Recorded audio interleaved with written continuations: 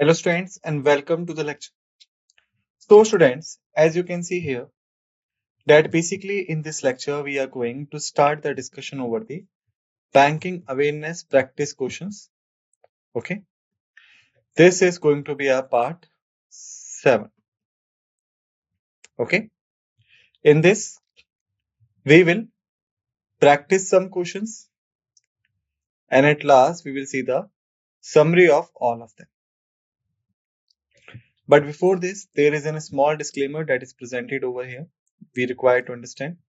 The disclaimer is like the images used in a slide deck are for educational purposes only. We respect the intellectual property rights of the original creators and owners of these images. If you are the owner of any of the images used in this deck, have any concerns or issues, please contact us at sathi@iitk.ac.in and we shall remove the images. Let's begin with the first question. Interest rates on saving bank accounts is calculated on a quarterly, monthly, daily, half-yearly or none of these. To answer this, you will have 10 seconds. Time starts now.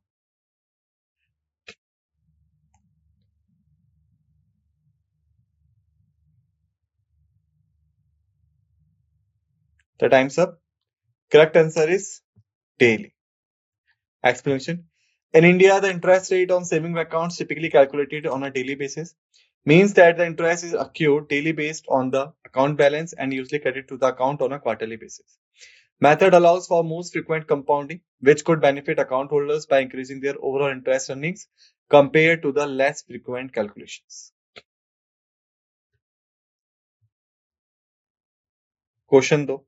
Okay, question number 2. A consumer fails to make a payment due to on a mortgage loan. This is known as credit risk, refinancing risk, liquidity risk, settlement risk, none of these. To answer this, you will have 10 seconds. Time starts now.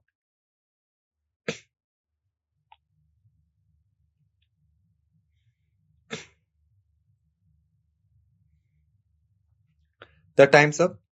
Correct answer is A, credit risk. Go by the explanation. Credit risk refers to the possibility that a borrower will fail to meet their obligation in accordance with the agreed terms. In the context of a mortgage loan, if a consumer fails to make a payment, this indicates that there is a risk of default on that loan. The risk is a significant concern for lenders as it could result in financial losses if the borrower does not repay the loan as scheduled. Question number 3. What is leverage ratio?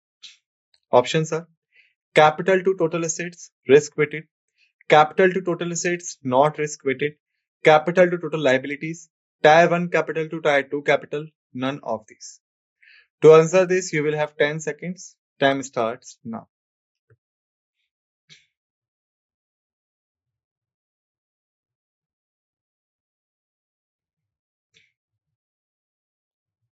Okay, the time's up. Correct answer is B. Capital to total assets, not risk weighted. Go by the explanation. The leverage ratio is a financial measure used primarily in banking and finance to assess a company's ability to meet its financial obligation. Defined as the ratio of a bank's capital to its total assets without adjusting for risk. This ratio helps to evaluate the degree of leverage being used by the institution and provides insight into its financial stability. The higher the leverage ratio, the less leverage the company is, indicating a lower risk of insolvency. Question number 4. Which of the following is India's first credit rating agency? ICRA, CRISIL, ONICRA, CARE, and none of these. To answer this, you will have 10 seconds. Time starts now.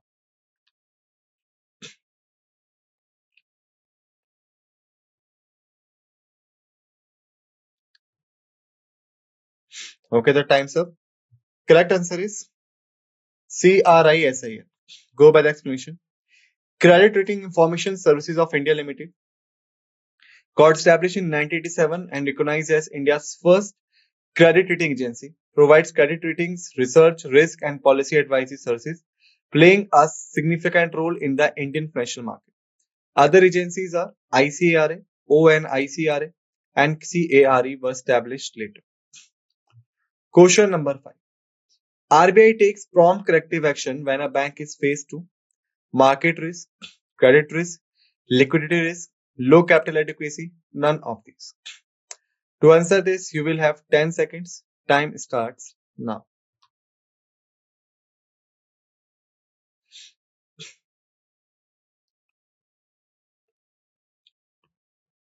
Okay, the time's up. Correct answer is D. Low capital adequacy. Just go by the explanation.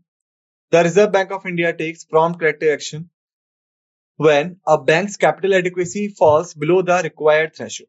The PCA framework designed to enable timely intervention to maintain the health of banks and protect depositors' interests includes various measures that could be enforced to address the issues related to low capital adequacy and other financial stress indicators, ensuring the stability of the banking system. Question number 6. A check could be crossed by the drawer, holder, collecting banker, either A or B or C, none of these. To answer this, you will have 10 seconds. Time starts now.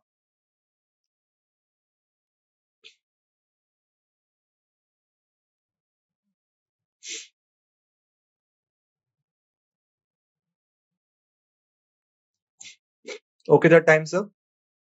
Correct answer is either A or B or C. Go by the explanation. Check could be crossed by drawer. The person who writes the check could cross it by drawing two parallel lines on it, indicating that it should be deposited directly into a bank account rather than being cashed directly. Holder. The person in possession of the check, the payee could also cross it. Collecting banker. Collecting banker is the bank that is processing the check for payment. Could also cross the check to indicate that it should be deposited. Question number 7. Which of the following sections of the NI Act 1881 defines negotiable instrument? Section 11, Section 12, Section 13, Section 14, none of these. To answer this, you will have 10 seconds. Time starts now.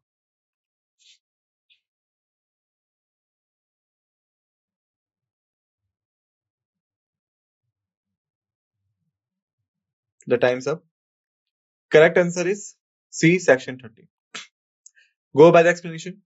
Section 13 of the Negotiable Instrument Act 1881 specifically defines negotiable instrument. State that a negotiable instrument means a promissory note,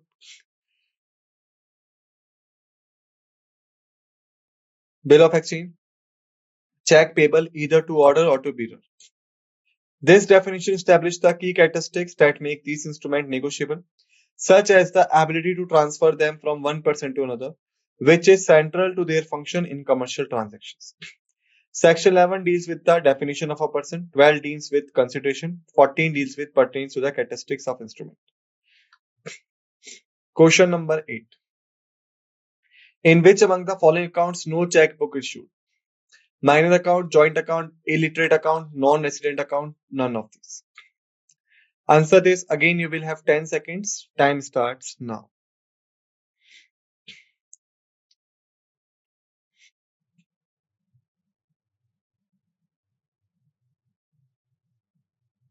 Okay, the time's up. Correct answer is C, illiterate account. Go by the explanation. The illiterate account, while banks could allow illiterate individuals to open accounts, they often do not issue checkbooks due to the concern about the person's ability to sign checks. Instead, these accounts may use alternative methods for transaction, such as thumbprints or specific bank protocol for withdrawals. Minor account. Typically, banks do not issue checkbooks for minor accounts because minors not legally able to enter into contracts. All transactions must be conducted through a parent or guardian. Question number 9.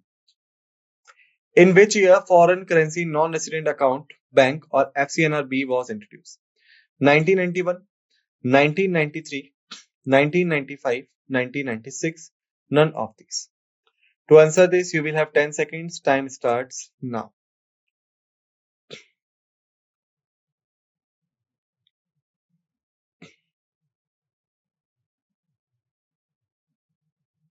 Time's up. Correct answer is 1993. Go by the explanation. Foreign currency non-resident account scheme was introduced by the Reserve Bank of India in 1993. The FCNRB accounts allows non-resident Indians to maintain bank accounts in foreign currency, thereby helping them to manage their foreign earnings investment in India more effectively.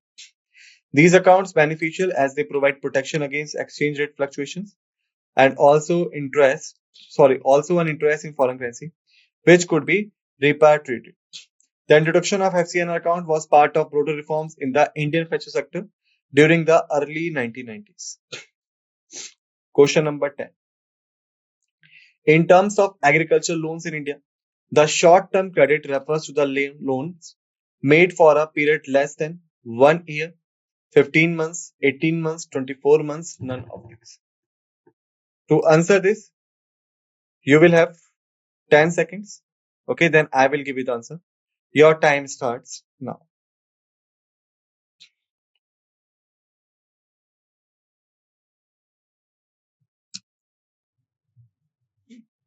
So with this, the time's up. Correct answer is 15 months. Go by the explanation. Short-term credit. In many frameworks, short-term agricultural loans classified as those with a duration of up to 1 year. This is the mostly accepted definition. 15 months context. Possible that in certain specific scheme or context, short-term credit might extend to loans with a tenure of up to 15 months, especially when considering certain government initiatives or specific financial products aimed at farmers. This could be an interpretation based on specific policies or guidelines that provide slightly longer duration under certain conditions. Question number 11. To call a loan NPA, interest or installment of principal should remain overdue for a minimum period of more than 60 days, 90 days, 120 days, 180 days, none of these. To answer this, you will have 10 seconds. Time starts now.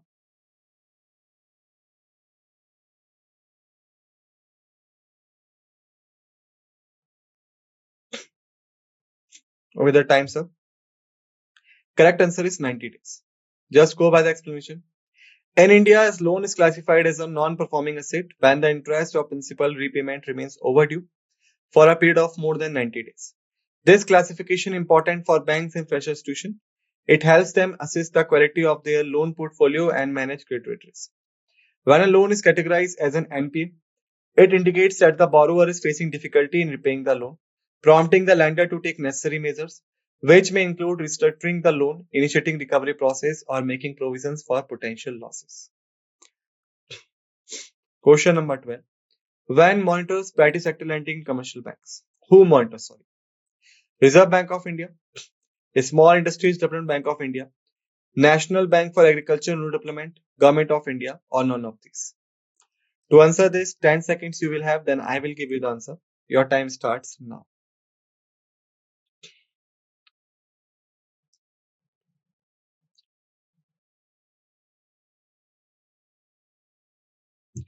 Okay, the time's up. Correct answer is the Bank of India. Just go by the explanation. The RBI is responsible for monitoring PSL by commercial bank. PSL guidelines issued by RBI and it ensures the bank meet their targets for lending to the priority sectors, including agriculture, micro and small enterprises, education, housing, and others that contribute to the overall economic development of the country.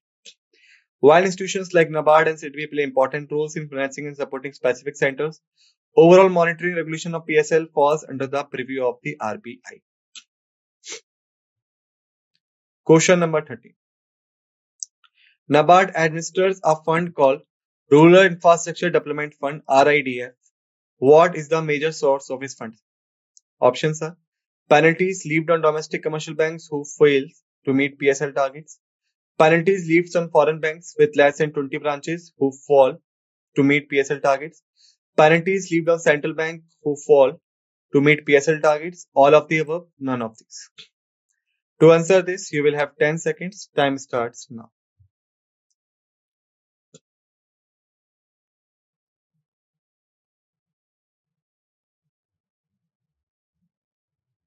The time's up. Correct answer is A. Go by the explanation. The RIDF is administered by NABARD to provide financial support for rural infrastructure projects. The major source of funding for the RIDF comes from penalty imposed on domestic commercial banks that do not meet their priority sector lending targets. When these banks fall short of their PSL obligations required to contribute to the RIDF, which is then used to finance various rural development projects, this mechanism helps in channeling funds specifically towards enhancing rural infrastructure in India. Question number 40. Which of the following is our example of credit creation by banks? Advancing loans, purchasing securities, selling securities, only A and B. None of these. To answer this, you will have 10 seconds. Time starts now.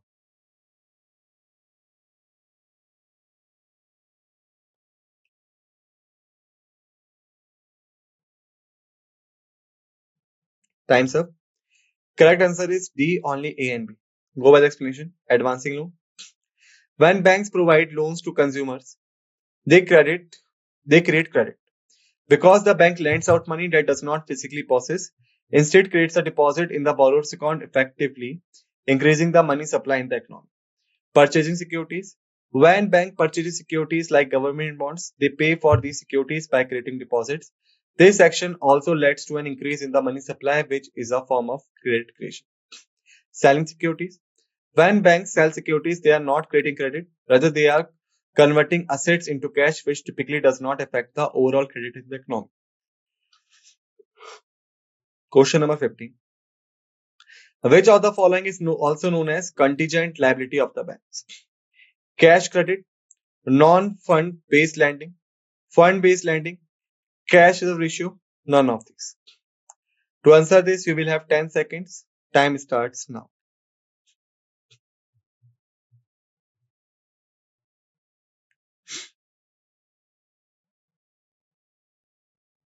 Okay, the time's up.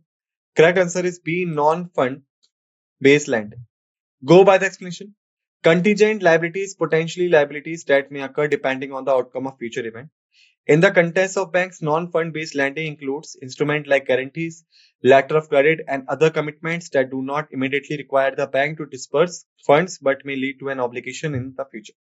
In contrast, cash credits and fund based lending involve actual disbursement of funds and therefore not considered contingent liabilities. Cash reserve ratio is a regulatory requirement, does not qualify as a contingent liability. Question number 16. What is the number of non-official directors in RBI? 12, 16, 18, 10, none of this. To answer this, you will have 10 seconds. Time starts now.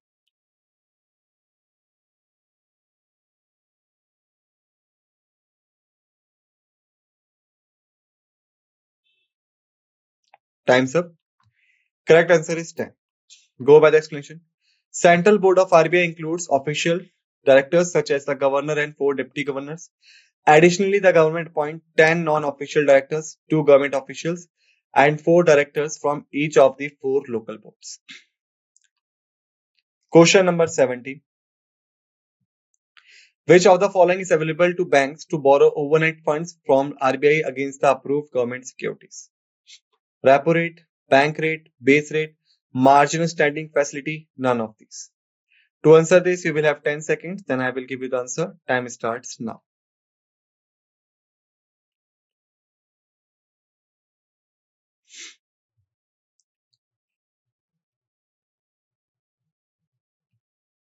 Time's up.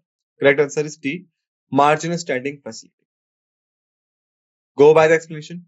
The MSF. This is a facility provided by the RBI that allow banks to borrow overnight funds from the RBI against approved government securities.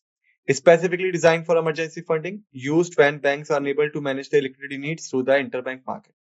Repo rate. While banks could borrow from the RBI against government securities through the repo mechanism, Quotient specifically refers to borrowing overnight, which aligns more closely with MSF in this context. Bank rate. This is the long-term lending rate of the RBI to commercial bank, does not specifically pertain to overnight borrowing against securities.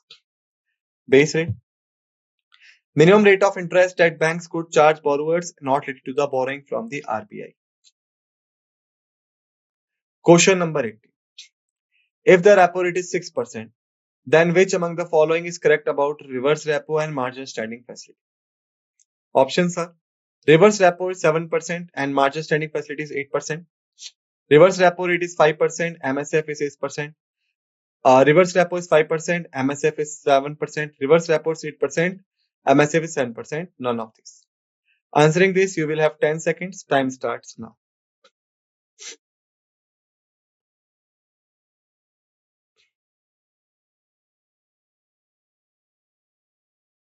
Time's up. Correct answer is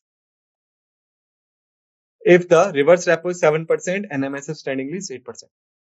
Explanation is reverse repo rate is always lower than the MSF. Why? Because reverse repo is for some long term, whereas MSF is only for the you can say overnight basis, and MSF is generally not encouraged by the RBI because it is issued when the bank is running out of funds.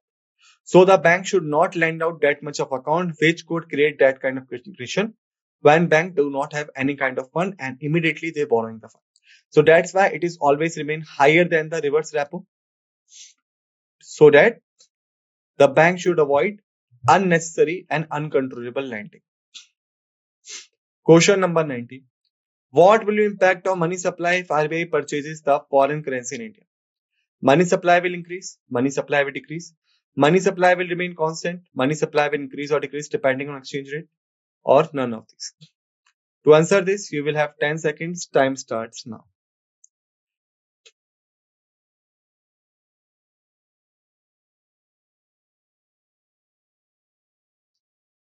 Okay, the time's up. Correct answer is money supply will increase or decrease depending on exchange rates. Question number 20. Which among the following statement is a true in context of noting in case of dishonor of check? First, it took place due to non-acceptance or non-payment of checks. Must be made within reasonable time after dishonor. Must specify the date of dishonor. All of the above, none of these. To answer this, we will have 10 seconds. Time starts now.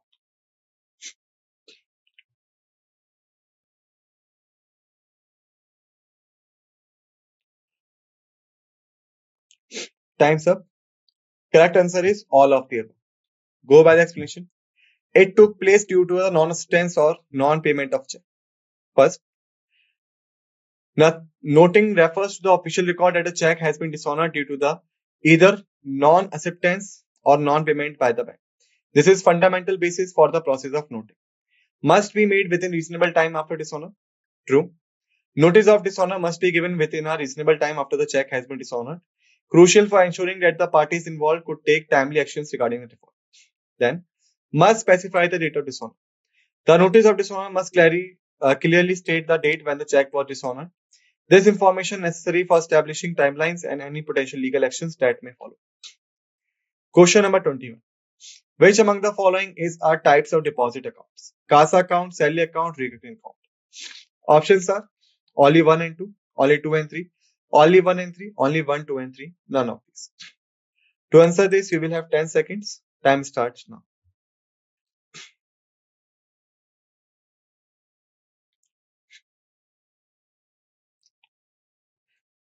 Time's up.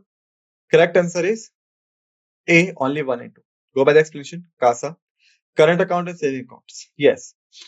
CASA accounts are type of deposit accounts. They are a combination of current accounts, typically do not earn interest and use for frequent transaction, and saving accounts earn interest but have some limitations on withdrawals.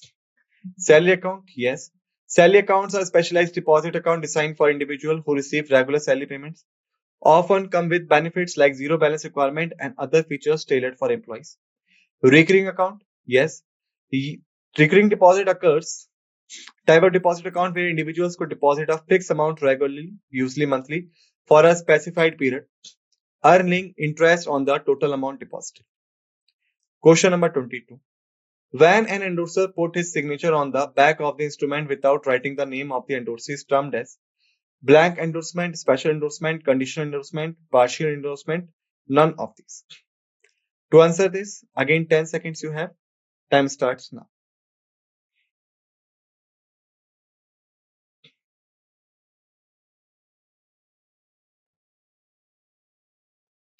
Time's up. Correct answer is partial endorsement. Question number 23. When an endorser put his signature on the back of the instrument to pay the amount to or to the order of a specified person termed as blank endorsement, general endorsement, partial endorsement, special endorsement, none of these. To answer this, 10 seconds you have. Time starts now.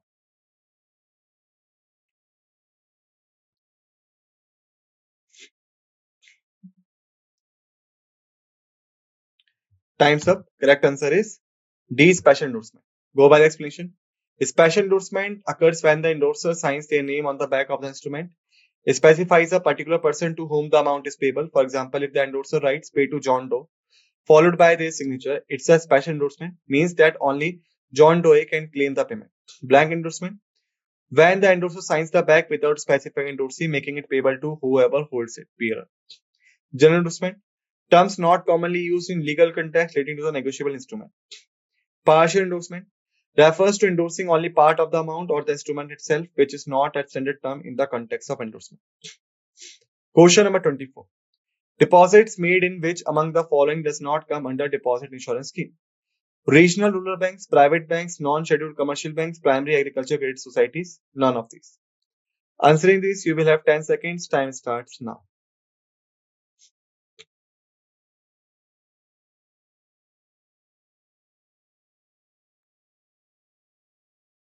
Time's up. Correct answer is A, regional rural banks. Go by the explanation. Deposit Insurance and Credit Guarantee Corporation provides insurance coverage for deposits held in certain financial institutions in India, like regional rural banks. Banks are covered under the DICG scheme. Depositor funds in these banks are insured. Private banks. Deposits in private sector banks also insured under the DICG scheme. Then non-scheduled commercial banks. While some non-scheduled commercial banks may have limited insurance coverage, many do not qualify for DICGC insurance due to not meeting specific criteria. Thus, they could vary in terms of coverage. Primary agriculture credit societies. These are cooperative societies primarily meant for agriculture credit, not covered by the DICGC. Do not provide deposit insurance, meaning deposits in these societies are at risk. Then, none of these. This option will automatically correct. Okay. Because all the institutions are covered. This is not true. Question number 25. The funds set aside by the banks as fraction to the loans to cover up losses called provisioning coverage ratio, capital adequacy ratio, loan to coverage ratio, cash reserve ratio, none of these. To answer this, you will have 10 seconds. Time starts now.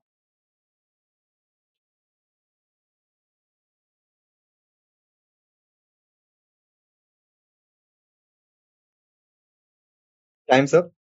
Correct answer is A, provisioning coverage ratio, PCR. Go by the explanation. Provisioning coverage ratio indicates the extent to which a bank has set aside provisions to cover potential loan losses. Reflects the bank preparedness to absorb losses from its non-performing assets. Higher PCR indicates that a bank has made adequate provisions to cover possible defaults on loans. Capital adequacy ratio measures a bank's capital in relation to its risk-weighted assets, ensures that the banks have enough capital to absorb losses, not specifically about setting aside funds for loan losses. Loan to coverage ratio, not commonly used in banking and does not specifically relate to the funds set aside for loan losses. Cash reserve ratio, percentage of a bank's total deposit that must be kept in reserve with the central bank, not related to provisional for loan losses. None of these. Implies that none of the provided choices are correct, but we have identified as the correct answer. Therefore, provisioning coverage ratio is the appropriate term for the funds set aside by the banks to cover potential loan losses. With this, we have finished the topic. Now it's part for the summary. Interest rate on saving bank accounts, we have covered. Mortgage loan default, we have covered. Leverage ratio definition, we have covered. First credit rating agency in India, we have covered. RBI's prompt corrective actions, we have covered. Crossing a check, we have covered. Negotiable instrument definition, NI Act 1881, we have covered. Account without checkbook, we have covered. Introduction of FCNRB accounts, we have covered. Short-term credit in agriculture, we have covered. Loans as NPA criteria, we have covered. Monitoring priority sector lending, we have covered. Source of RADF funding, we have covered. Examples of credit creation by banks, we have covered. Contingent liability of banks, we have covered. Non-official directives in RBI, we have covered. Overnight fund borrowings, we have covered. Repo rate impact, we have covered. RBI purchases foreign currency impact, we have covered.